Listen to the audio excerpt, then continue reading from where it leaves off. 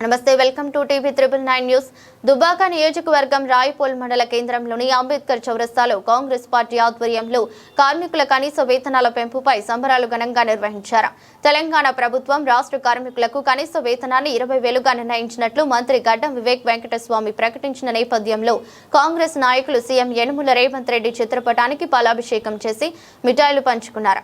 ఈ సందర్భంగా market committee chairman Gollapalli Kanakaiah Yadav మాట్లాడుతూ ఈ కార్యక్రమంలో ఏఎంసీ డైరెక్టర్ మల్లేశం, పట్నం యాదగిరి, సీనియర్ నాయకులు కిష్టారెడ్డి, మాజీ ఎంపీటీసీ లింగారెడ్డిపల్లి స్వామి, దుర్గా ప్రసాద్, మహేష్ యాదవ్, డాక్టర్ చందు యాదవ్ రెడ్డి, రాయపోలు స్వామి, మల్లారెడ్డి, వెంకటరెడ్డి, నర్సారెడ్డి, యూసఫ్ తదితర కాంగ్రెస్ పార్టీ కార్యకర్తలు పాల్గొన్నారు.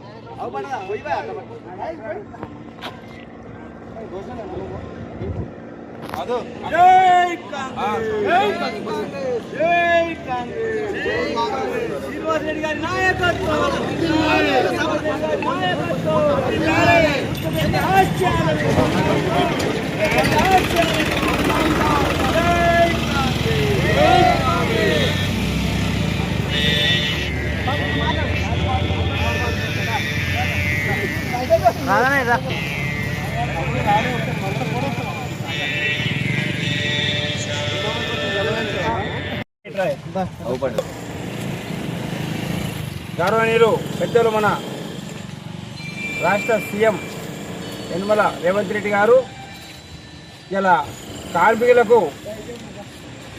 చాలా సంతోషకరమైన విషయం.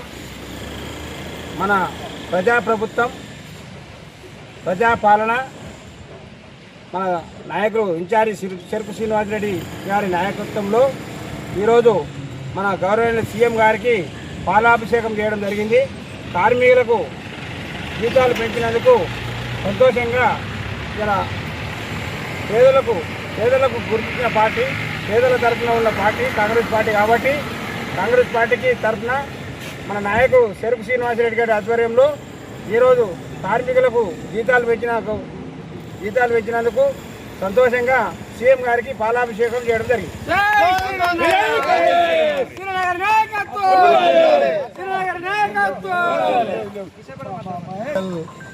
కాంగ్రెస్ కార్యకర్తలందరికీ, పత్రికా మిత్రులందరికీ కూడా నా యొక్క విధంగా నమస్కారం.